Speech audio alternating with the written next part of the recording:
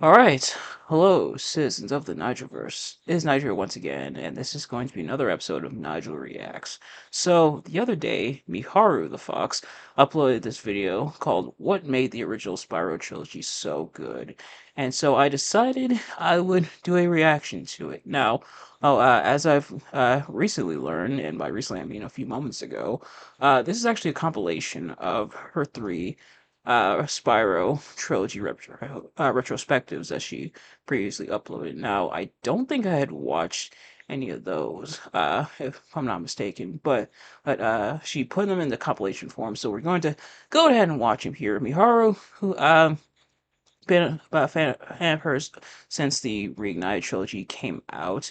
Around that time, that's when I came across her channel. Well, admittedly, it's been a little bit since I've watched content from her, but I want to check out this video here, and I guess technically these videos as they're compiled, and kind of get her thoughts on the original Spyro trilogy. Obviously, I'll pause and kind of give my thoughts as we go along. So, without further ado, let's get right into it.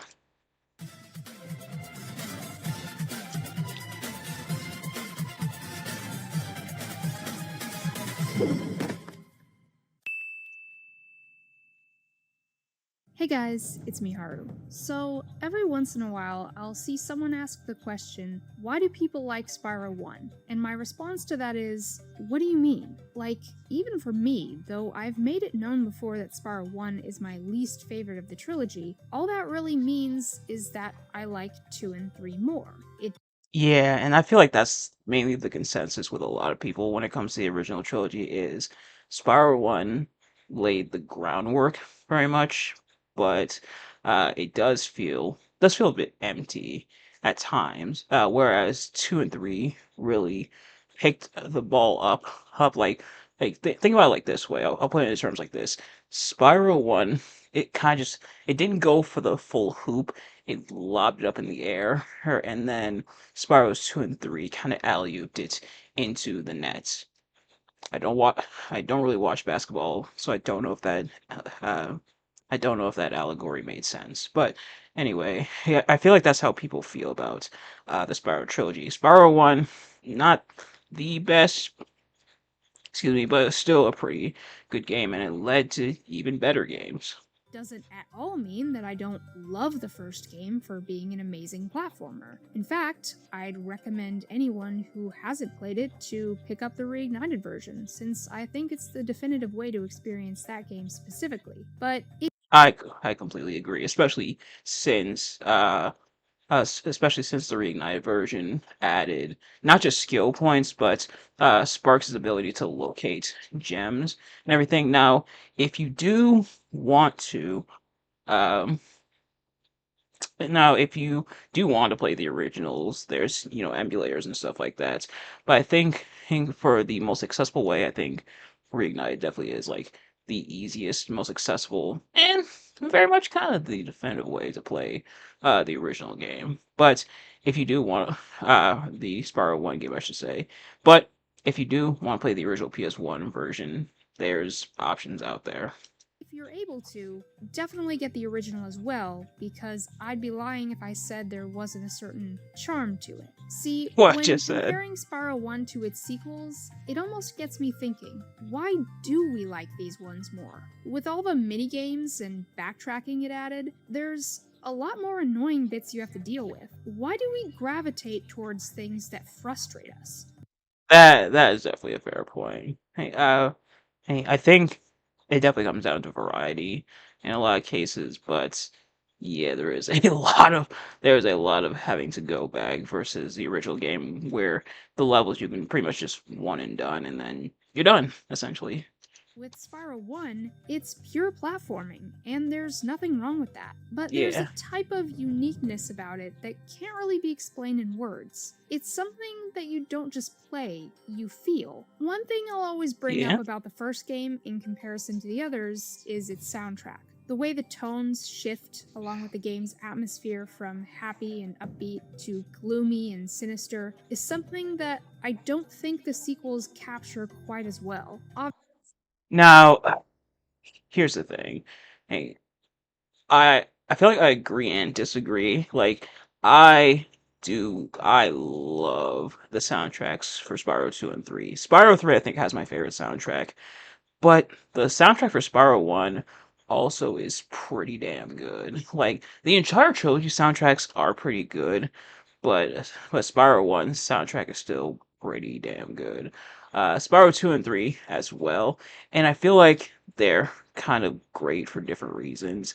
And kind of as Miharu here was explaining, and I'm sure she's going to continue to explain, and it definitely feels atmospheric in a lot of places. And I think this level that I paused here, Dark Hollow, which is my favorite level from Spyro 1, I think probably captures that the best with how like mellow and relaxed it is. Like Spyro damn near invented lo-fi. Not lo-fi, but yeah. Uh Shit, what's the type of music? Hey, kind of lo-fi music, but I'm sure you know which one I'm talking about. It's just words, um, but I also get why you would prefer the original Spyro soundtrack to the other two, because it is very atmospheric. Whereas Spyro 2 and 3 seeks to be more like energetic and upbeat and everything, but there's something about Spyro 1's soundtrack definitely has a certain charm to it that I absolutely love. Obviously, it wouldn't be right to say the other soundtracks don't invoke an emotional response, as it's Yes. all subjective and heavily nostalgia based, but Spyro Hmm. 1's music is something special. Now, maybe this is all only apparent to those of us who played it as kids, but personally, I think it Like has a me. kind of vibe that wasn't present in 2 or 3. It almost had a threatening sort of aura about it. I've described it this way before. You're a small dragon, alone in a big world where everything is out to get you. You really feel like you're on this great and terrifying adventure. And you're afraid, but you know that Spyro isn't. He's there to toast those enemies and collect the treasure. You Hmm. Actually, I'll let her finish. put yourself in his position and you know you can do it. His confidence gives you the strength to continue. Spyro Hmm. I, I don't think I've ever thought about it like that. But I think there kind of is some truth to that. Like Spyro, and he'll like mellow out as the trilogy continues, and I think part of that is also due to him changing voice actors. Like by the time 2 and 3, Spyro 2 and 3 come around, that's when Tom Kenny is now voicing Spyro. But I think yeah, in Spyro 1, um, he definitely has that like I don't want to call it boastful attitude, but very much like confident. That I like confident, kind of brash in a way, attitude. And Spyro 2 and 3, they kind of mellow out on that. It shows up every now and then, but especially in Spyro 1. 1 is all about discovery. You platform around these lands from grassy fields to floating castles, and aside from the enemies, they may seem barren and devoid of life. But the game uses that space in a way to trick you into thinking the levels are bigger than they really are. But you're never just wandering around with nothing to do. Everything is set up in a way to where it pushes you to explore further. Even Stone Hill, as basic as it may appear, is a fantastic introductory level. From the moment you land, you can choose from multiple paths. Right off the bat, it gives you the option to run straight to the exit warp, or you can take the time to look around, chase down the source of that taunting noise, or search for the key to that chest. How cool is that? It's that Yeah, and again, and I'm probably gonna say this quite a bit. And I imagine Miharu will also say similar things in this video as we progress. But Spyro 1, man, I never really thought also as well about how much there is to explore when it comes to Spyro 1 especially. And then Spyro's 2 and 3 expound on that even more. And by the time we get to like 2 and 3, now there's different mini games, like Spyro 3 has a mini game Portal, Spyro 2, there's the mini games throughout.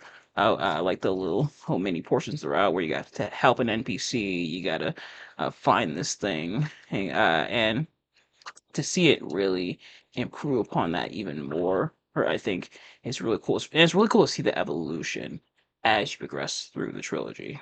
Oh, non-linearity hang on. Didn't that I mean think to. Hold up. Hold up. Hang on. Down. There we go. makes Uh, recommended. My bad. Make Spyro levels so well designed in general, but especially in the first game with its abundance of hidden areas and hard to reach dragons. Unlike 2 Yeah. and 3, where it's all about playing mini games over and over until you get it right, with Spyro 1 you really have to think about each move you make. How do I execute this glide? How do I get to that dragon? Where will this supercharge take me? It's all about the hows and the wheres, and it feels Yeah. Damn.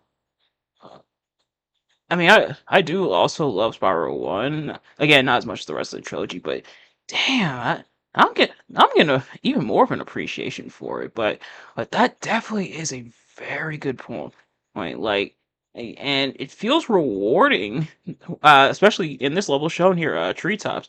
It feels rewarding when you find the hidden stuff, like when you find the hidden dragon, or you find a hidden path leading to the rest of the treasure, or you find the hidden key, like it does encourage you to explore her, and then it subsequently rewards you for it by unlocking either uh, or I should say discovering more of the level.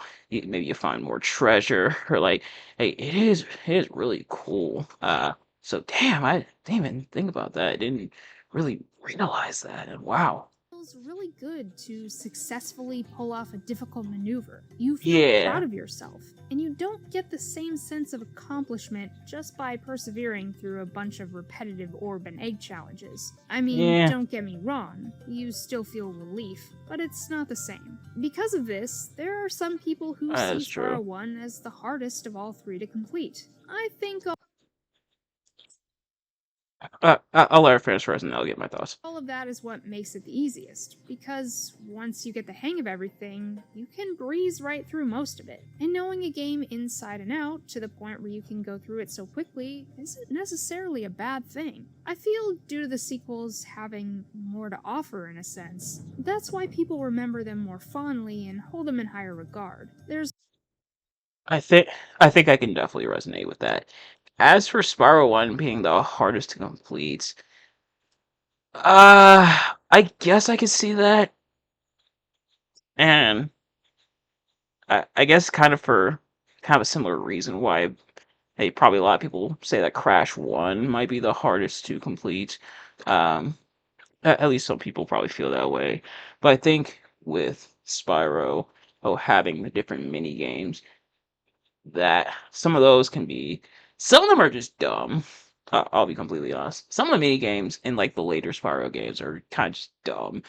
I'm looking at you, Alchemist, and the Fireflies, uh, but some of them can be a bit tricky. But for like pure exploration and finding different things as opposed to just completing mini games, I think I can definitely see that. I definitely he can I definitely see how people came to that could come to that conclusion. more to do, more characters to talk to, and even play as in Near the Dragon's case, and that can be seen as more memorable in the long run. And this, Yeah, unfortunately, is what overshadows Spyro 1 and why I think it goes underappreciated by many fans of the series. Yes, it's very straightforward in comparison, but it has its own challenge, and that's what makes it good. And I yeah, and I definitely resonate with that. And it's kind of what I was saying earlier, how Spiral 1 lays like that groundwork, and then Spiral 2 and 3 like build off of it. It really feels like a lot of stuff gets introduced. Like, you introduce Spyro, you introduce a lot of his mechanics, you introduce a lot of things that'll be present throughout the trilogy. And then Spyro 2 is like, okay, we have this, it works. Now, how can we build on it? And then Spyro 3 is like, okay, we had it in Spyro 1, and then we expanded it in Spyro 2. Now, how can we build on that? And you see it kind of build and evolve in a way over time, if that makes sense. highly urge anyone who thinks it doesn't hold up to give it another chance, because it's better than you think. Over 25 Agreed. years ago, the world was introduced to a little purple dragon named Spyro. He was cute, feisty, he could charge, glide around, and toast his enemies. One Damn, man, we're coming up on the 30th anniversary of Spyro. Like, uh, no, 98. will mark the 30th anniversary of Spyro. Damn. What's not to love about that? But 1998's Spyro the Dragon, while a fantastic platformer that's perfect for casual playthroughs and a favorite of many, wasn't without its share of first game problems. Now, granted, these are mostly subjective, but the most common complaints I tend to hear about are Spyro's inability to swim, the levels having too much empty space, and the bosses being huge pushovers. But this wouldn't be Yes. the norm. For 1 year later, in November of 1999, our boy would return, better than ever. Spyro's back. Mess with this dragon, and you'll get burned. I swear, it's something about 90s commercials, but a lot of people feel that this robot and that guy with the wrench are the inspiration for Ratchet and Clank. Whether or not that's the case, I don't know. But I can kind of see it, but it also kind of just what we've been saying, and kind of just what I mentioned a few moments ago. Spyro 1 groundwork, Spyro 2 build off of that. And it does lead to Spyro 1 being forgotten, but as Miharu was describing, it does also. It, I don't want to say it's a time capsule, but it does. It feels like it kind of exists in its own bubble in a way as well. Oh, and it has just enough to where you can come back to that as well. And if you want to see the growth throughout, oh, then that's why you play the trilogy as a whole. Spyro's back. Mess with this dragon, and you'll get burned. Spyro 2 Ripto's Rage, or Gateway to Glimmer if you're in Europe. I don't know about you, but I've personally When I found out that in like Europe and other countries it's called Gateway to Glimmer, and I think it's called something else in some other countries as well, I was like, eh. Now, look, nothing against my European folks. Love you all too, but Gateway to Glimmer, Glimmer, aka the first level, and then the rest of the game is just the rest of the game. And you don't even necessarily have to revisit Glimmer, or you can obviously if you want to, and you kind of have to if you're going for 100%. But Gateway to Glimmer, and then Glimmer's just the first level. Yes, you come through Glimmer. That's how Spyro starts the game. Cool, I get that, but I think it's kind of weird, you know. Also, it took me several years to realize Ripto is also there in the flames on the cover. I don't think I realized that until I was like a teenager. never seen a game cover scream sequel quite as much as this one does. Spyro was back and ready to take down anything that stood in the way of his hero's vacation, no matter how big or small. But what To be fair, I also would be pretty upset if somebody ruined my vacation. was it that made it so great? Let's start with the gameplay. Spyro 2 takes our favorite purple dragon's abilities to new heights by expanding his moveset. Spyro can now hover after gliding for extra reach, spit rocks at distant foes, scale ladders, and perform a ground-pounding head bash. But the game changer? Spyro can finally swim, allowing for more complex level design. Remember the Fairy's Kiss and Supercharge from the first game? They're back, but with a twist. Now, these power-ups, along with new abilities like Super Bounce, Invincibility, Super Flight, and Super Freeze, are accessed through special gates. The Super Flame got an upgrade as well, transforming into an aimable fireball that even works underwater. But perhaps the biggest change to the gameplay was the addition of minigames, which would become a series staple moving forward. This feature extends to the reimagined flight levels, now called speedways, and provides some much-needed variety outside your standard platforming.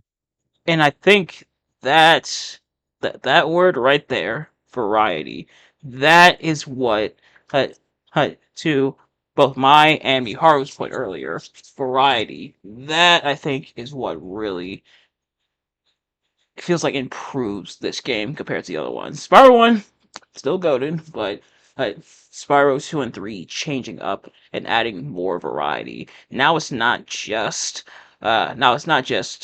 exploring, going from point A to point B, and going all around and looking for treasure and everything. Granted, that's still in the game, but now it's also, hey, here's a speedway level with all these different things to do. Hey, go through these rings on this manta ray. Hey, take out these earth shapers. Hey, work with these NPCs. He's like, solve these tasks. Hey, here's a trolley. Trouble with the trolley, eh? But it's that variety. It adds extra depth and layers to this game. When it comes to boss fights, this game opts for more conventional arena battles, which are essential for progressing to the next area. While this change ramps up the challenge, it does sacrifice the appeal of the original's level-long boss encounters. For a deeper dive into this aspect, I'd recommend checking out Destination Mark's video on the subject. Okay, I'll have to check out his video, but that one I can see. The only thing is his which I think is why a lot of people prefer these bosses compared to the quote unquote bosses from Spyro 1, is that it feels like these ones actually fight back. Like sadly, he with the exception of like Toasty and like Dr. Shemp, the rest of the bosses kind of just run away from you the whole time, and that can get pretty repetitive. Even the final boss, Nasty Nork, which does feel like a bit of a letdown. Also, forgot to mention, wear my Spyro shirt, of course. You could probably see it in the camera.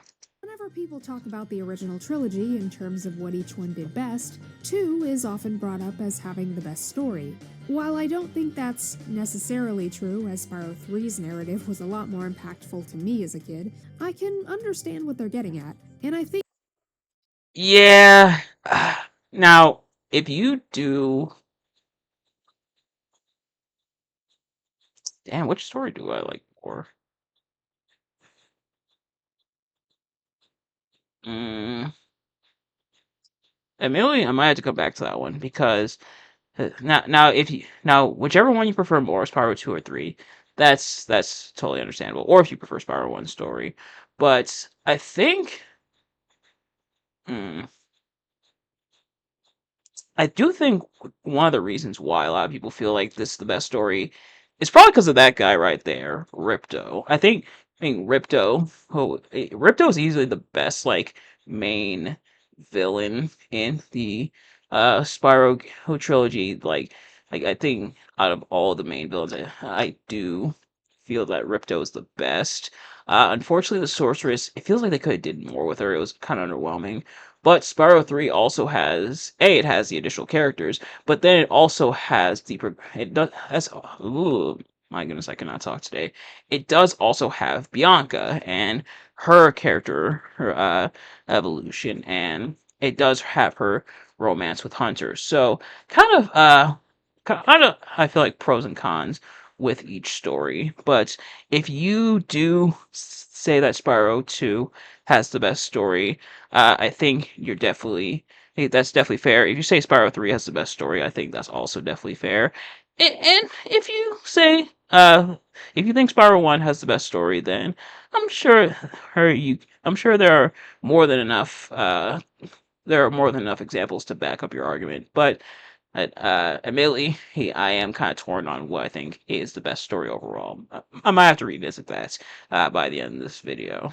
think what made it so engaging was the addition of story-specific cutscenes. In the first game, most of the cutscenes consisted of the dragons giving hints and thanking Spyro for releasing them. Sure, there are some lines of dialogue implying some greater destiny for Spyro, but that never really amounts to anything. Spyro 2 elevates the storytelling with traditional cinematics serving as transitions between homeworlds, as well as intros and outros for each level. Yeah, and these like little intro and outros for each level are pretty cute, and they definitely add more depth. I think also what draws back Spyro 1's story for me is that it feels like an afterthought. Like the focus is definitely more on the gameplay and like the exploration and everything, which granted is also kind of the case with the rest of the trilogy, but especially in the first game, it kind of feels like you save a dragon, they give you a few lines, and then you're back on your way. It's kind of like, hey, you gotta stop Nasty Nork. Here's some dragons, free them. Like that's definitely the vibe I get from the story of Spyro 1 versus 2. It feels more fleshed out. We see more interactions between Spyro and Ripto. We see how Ripto got to Avalar in the first place. We see the interactions with Crush and Gulp. And then in Spyro 3, we see Spyro interacting with the different characters. Sadly, no interactions with the Sorceress. And then we see the Sorceress interacting with Bianca. We see Bianca's character evolution. We see the romance with her and Hunter blossoming. They have little mini cutscenes after every couple levels. In the different home worlds. So Spyro 2 and 3's stories do feel a lot more interconnected, if that makes sense. These cutscenes provide context for Avalar's problems and how you need to Mm-hmm. fix them. For instance, in Zephyr and Breeze Harbor, or Scorch and Shady Oasis, you're not just exploring, you're playing peacemaker in ongoing conflicts. Yes, and let's put this to bed right now. Spyro did not instigate the war between the Landlubber and the Breeze Builders. Spyro has been unfairly framed for this for the better part of 20 years, 2 decades. Spyro is innocent. All he did was help out. Depending on which level you play first, I think the canonical order is Breeze Builders and then Zephyr, or Breeze Harbor and then Zephyr. Or Spyro helped out the Breeze Builders. Here's from the Landlubber. They had a Landlubber infestation. Spyro's like, all right, I'll help you out, no problem, right? So Spyro takes them out, and then the Breeze Builders say, now we can begin our counterattack on Zephyr. Spyro didn't tell him to do that. Spyro didn't say, you should counterattack Zephyr. Or, yeah, go after Zephyr. They attacked you guys. Go. That's that. Spyro's probably looking like, wait, what? So now Spyro had to go and help the Landlubber against the Breeze Builders. Spyro was just trying to help out. They were going to fight anyway. All Spyro did was make peace. He was definitely the peacemaker. Not even just the peacekeeper. He was the peacemaker, I would say, because they were fighting anyway, and Spyro pretty much told them to chill out, unite, and be friends, in a way. Hey, so Spyro has been unfairly framed for that, and you all owe Spyro an apology. Giving you a greater sense of purpose in your adventures.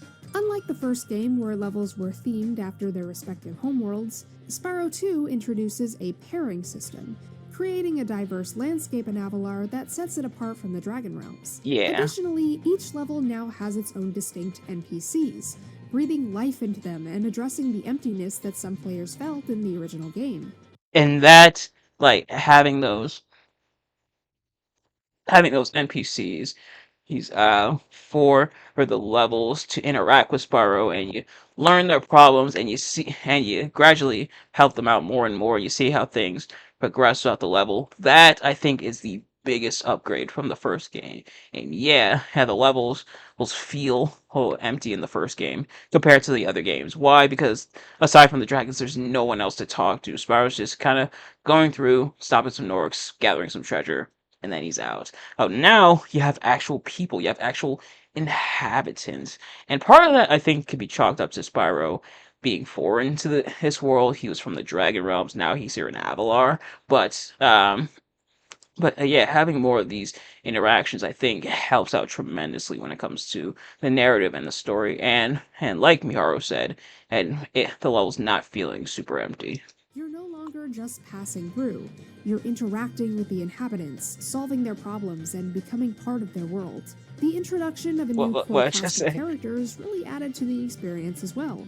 Notably, Spyro's interactions with Ripto mark the only instance in the trilogy where he directly engages with the main antagonist outside of the final boss fight. Then there's Elora and Hunter, your guide and tutorial characters, and everyone's favorite greedy bear merchant Moneybags, Okay. who gives you a reason to keep collecting those gems. The fact that you actually get to see the villain actively causing trouble is also a step up, though Yes. it's implied that Avalar's citizens are contributing to their own issues, adding an interesting layer of complexity. Honestly, I would say this might be a hot take. A lot of these like Mara just said, a lot of these Avalar citizens were gonna fight anyway.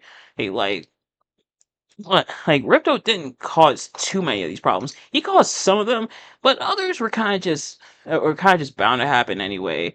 Like the aforementioned breeze builders and land lovers, like the satyr, hers annoying the earth shapers, and like the earth shapers, annoying like or the fawns, I would say, like the party fawns, annoying the earth shapers in Magma Cone. Like a lot of these were bound to happen anyway, regardless of what Ripto did. Now let's talk about the soundtrack. Samples Yeah. galore. I'm no expert on the subject, but the music in Spyro 2 has what I can only describe as a techno-ish vibe to it. all except for the homeworlds. Summer Forest, Autumn Plains, and Okay. Winter Tundra have some of the most unique tracks in the entire series. Seriously soothing ambient tunes that just match perfectly with the surrounding environments. You will never forget the feeling of standing atop the tallest point in Autumn Plains and hearing the wind rush around you before gliding a great distance to reach a faraway orb. The music in this game Yeah. really makes Avalar feel like its own distinct place. I I would honestly, in my opinion, this is just me, so feel free to disagree. I think the techno fits more Spyro 3, but that could be just me. Spyro 2 is definitely more ambient, I would say. Well, actually, there is some techno, I would say, in Spyro 2, but it's definitely more apparent in Spyro 3. At least in my opinion. Separate from the Dragon Realms, but at the same time, it still fits right in with the rest of the Spyro universe. Familiar, yet different. And last but not least, let's discuss the completion reward. After defeating Ripto, you're treated to a nice vacation in the bonus level Dragon Shores. But collecting every gem and orb earns you something even more special. Before we get to that something special, my headcanon is that the Norks being in charge of Dragon Shores and everything is them doing their community service after Nasty Nor or terrorize the dragons in Spyro 1. That's just kind of my headcanon. Beyond the 100% door lies a power-up gate which will grant you permanent Super Flame. What's the point of this after already finishing the game, you might ask? Well, a little something called New Game Plus. And while I'm aware this isn't the greatest example of that, it does add a layer of replayability that the other two games in the trilogy don't have. Actually, I'll wait till she reads this, but then well, I'll give my thoughts. Spyro 2 is one of those great sequels that became a landmark for its own franchise, and is often remembered more than its predecessor. Ultimately, Spyro 2's legacy is defined by its ability Okay. to balance fun and challenge. Definitely agree. That comment was definitely very much accurate. I will say though, the permanent super flame, the only downside is when you replay Spyro 2 in that like pseudo new game plus, when you go to replay it, and I talked about this when I reviewed Spyro 2 like officially on the channel. If you haven't already, go check out that review. It's pretty old, but I think a lot of my thoughts still apply. The only downside is that now it makes the game way too easy. Because you kind of just bowl over everything with your super flame. Amen. And it definitely makes the things that were a bit more difficult now very much trivial in a lot of cases. The combination of all these elements, improved gameplay, a more engaging story, a unique soundtrack, and even a hint of character development for Spyro himself, resonated profoundly with players, solidifying its status as a standout title in the series and an enduring classic in the realm of video games. It truly showed us what Spyro games could offer, and paved the way for future installments to expand on its winning formula and build upon the foundation it set. For better or for worse. In the case of Spyro 3, for better. In the case of Spyro Into the Dragonfly, kind of for worse. But I definitely agree with those. Because damn, almost half the video left in the rest of Spyro 3, so this definitely gonna be interesting.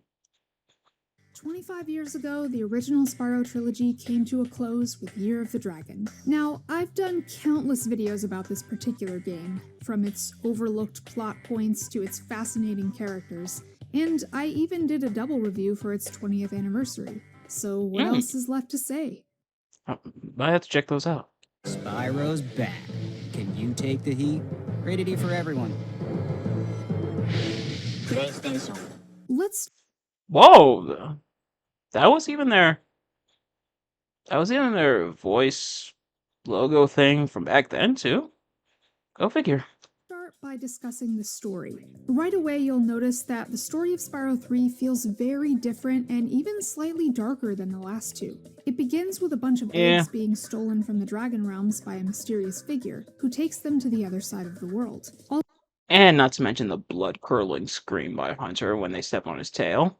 Also known as the Forgotten Worlds. Spyro and Hunter are then tasked to go there and rescue the eggs. And as you go through the game, you'll speak to various characters and eventually discover that dragons used to live in this world but were banished long ago, and ever since, the magic has been slowly fading away.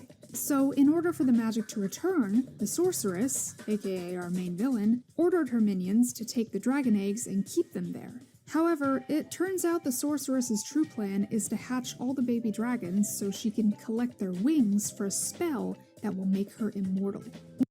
Ah, after hearing that, even and I mentioned it earlier in the video, it does make you realize how underutilized the sorceress was.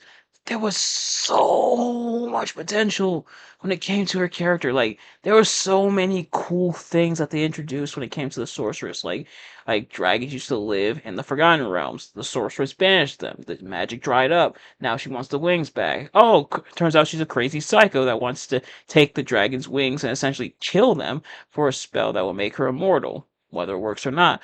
Like there was so much that I wish they did with her, because as it started off in the best of ways, but it never.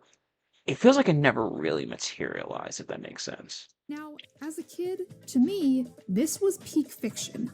Never before had I played a game that really made me care about the characters and what was happening to them. Hunter can 100% fit through those bars. I am just now realizing that looking at this cutscene on the screen here, Hunter could 100% have fit through those bars. Now, getting out of this like hole here, that's a different story, but Hunter can definitely fit through those bars. Look at it! And look at him! I think they're a lot closer together in the Reignited trilogy. Sure, I felt bad for the citizens of Avalar, but they were causing a lot of their own problems. Here, things seem more ominous, like the situation is much more dire than we're led to believe, which does end up being the case, and much of that is due to how the characters describe things. A new world, of course, means new friends and foes, and this game has the largest cast yet. First, we have our main villain, the Sorceress. Not the Yeah. most original name, sure, but her motive? Probably the darkest in the whole trilogy. Murdering baby dragons just for an immortality spell? Messed up. Definitely true. Like thing is, Ripto he just wanted to conquer everything. Ripto just wanted to rule Avalar, or and pretty much be its ruler, king, emperor, what have you. Who sorceress? She was definitely on some sickish. Interestingly enough, she was actually meant to be a dragon herself, as shown in this concept art. But the Whoa, hang on. she was actually meant to be a dragon herself, as shown in Ah, and she was also meant to be a lot bigger, as I can see. She was meant to be a dragon herself. All these years, I'm still learning new things about this game and this trilogy. this concept art. But the And you know what? Now that we got that revelation, and now that I'm looking at the sorceress, I can actually kind of see that. Would it have made her character a bit more interesting?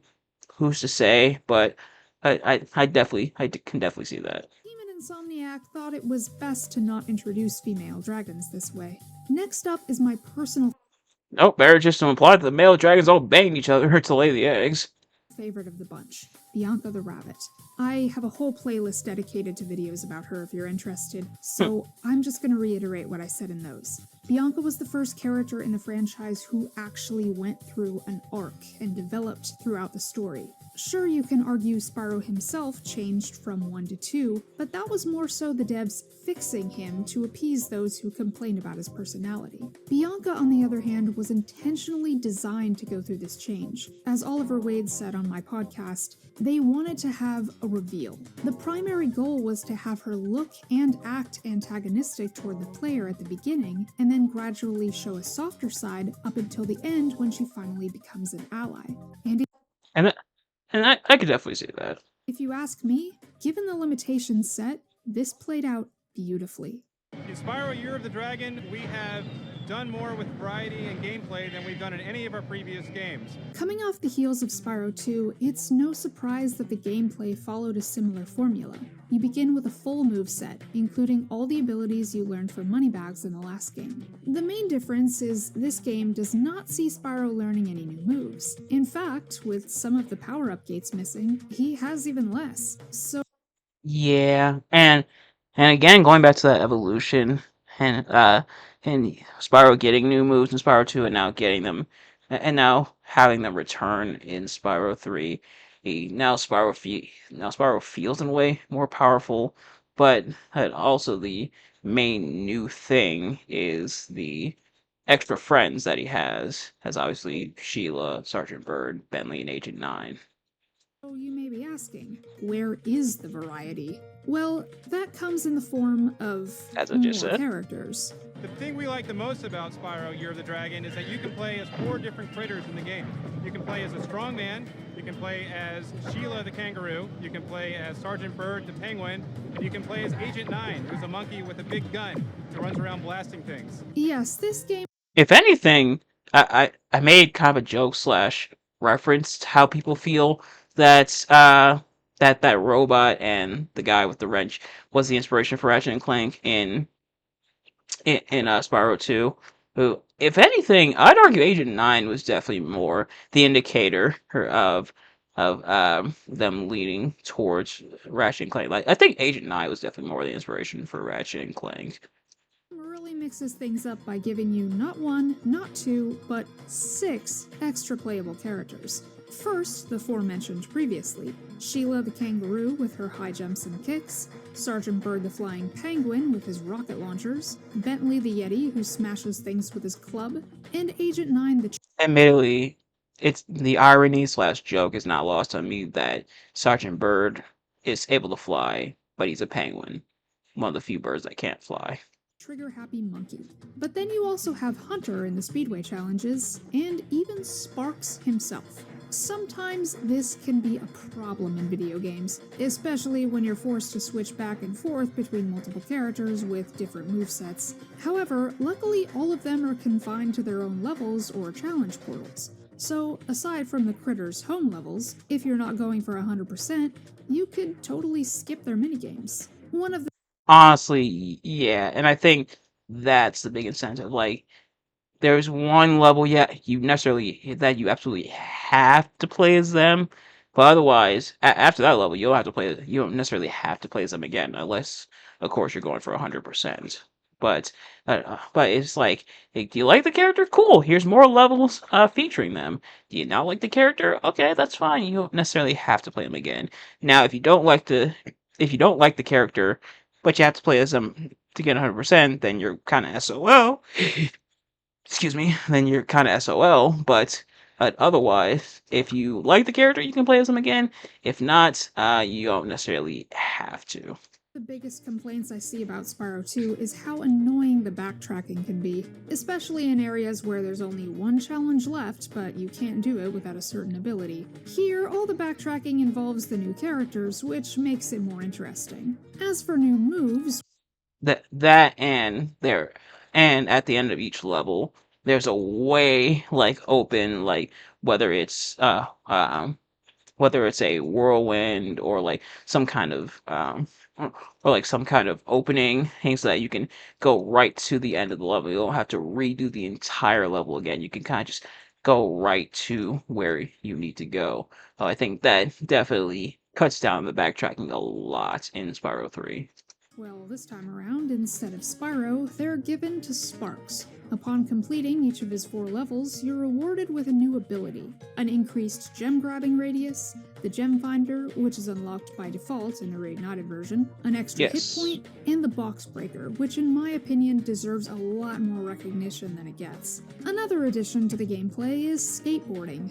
Yeah, it's very obvious what games were popular at the time Year of the Dragon was made, but when implemented here, it's hit and miss. It doesn't control horribly, at least not in the original, and it's fun to play around in the skate parks and do tricks, but the racetracks, not so much.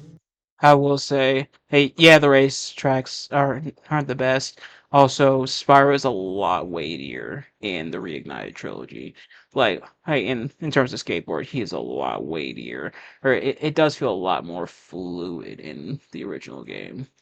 Something I love about the worlds and environments is how diverse they are from each other.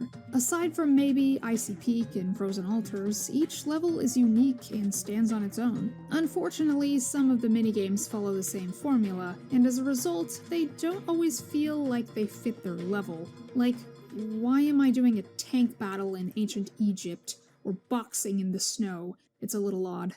But the gameplay wasn't Yeah. the only thing that was varied. Stuart Copeland's music throughout the trilogy is so iconic, and according to many, this is his best work. Now, before you say I'm one anything, of those I people. know it wasn't just him. In this game, he actually collaborated with another composer by the name of Ryan Beveridge, and the result is a Hmm. sound that is undeniably Spyro 3.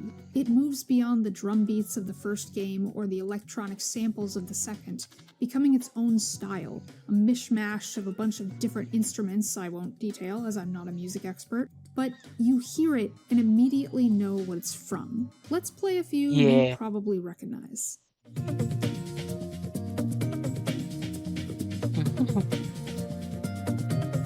Oh, I love this thing.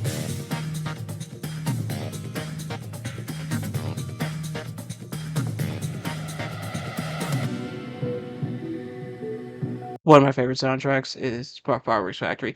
It's just music that makes you want to dance. It makes you want to. Well, not really with this one. This one's a bit slower. But there we go.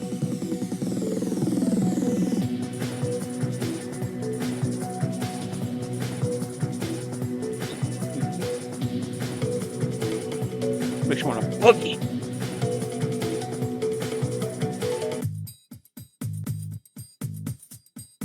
I love this soundtrack too. Midnight Mountain, that is.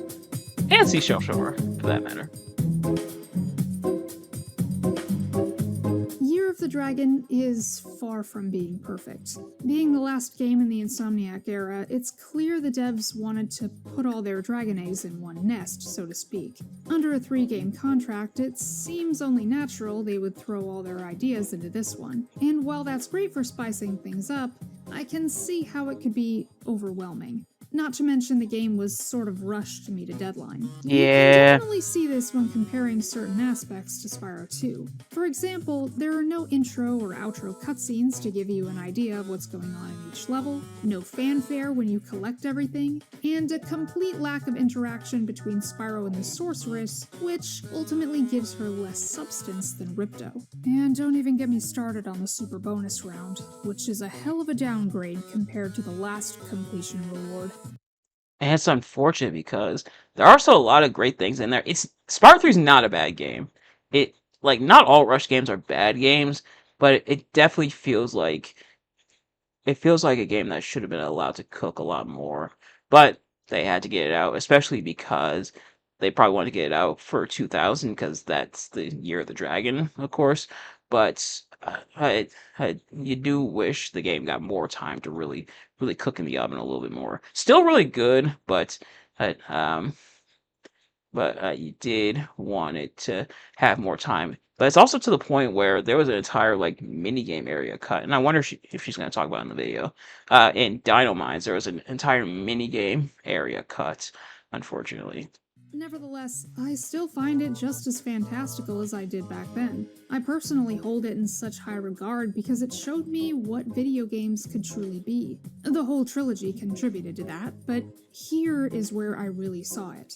Like I said before, there's an air of mystery in how everything plays out in this game, and that just made things so enticing for me. Ambition is a word I would very much use to describe Spyro 3. What Insomniac was able to Yeah, it's pull very off, ambitious, given yeah. the little time and resources they had, is just so impressive. There's a magic that can't be recreated, and it absolutely Magic that can't be recreated. I see what you did there. stands out as a sparkling gem in the PlayStation library. Same with that gem. Alright, ladies and gentlemen, that is going to do it for this video. Really fantastic analysis, even though technically this is a compilation of other videos, I think. Really awesome work from Miss Miharu. In fact, I'm gonna go ahead and slap a like on there. Here, this was a really interesting dive. I definitely would say some really awesome points were made. The Spyro Trilogy was so great. So what I'm looking for. Or so impactful, so influential. Well, and as I mentioned, you could see how things progress over time. You can even see the inspiration for Insomniac's next big project, next big like series, that being Ratchet and Clank. But the Spyro games were still so goated. Not completely perfect, but there is still a lot of great stuff to come back to. Whether you play the originals or whether you play Reignited, it feels like there's a little bit of something for everybody. And yeah, and again, awesome analysis from Miharu the Fox here. So, great job, big ups. But, ladies and gentlemen, that's going to do it for this reaction video. Thank you all so much for watching. I hope you enjoyed. If you did, please do me a favor, like, comment, subscribe, share with your friends, and turn on those post notifications so you know every single time I upload a video so you never miss an upload. And let me know in the comment section below your thoughts on this video and my reaction to it, and what's your favorite Spyro game in the original trilogy? Or just in general, what's your favorite Spyro game in general? You know what? Both. Well, what's your favorite Spyro game in the original trilogy, and what's your favorite Spyro game in general? But in the meantime, thank you all so much for watching. I'll see you guys later. Peace.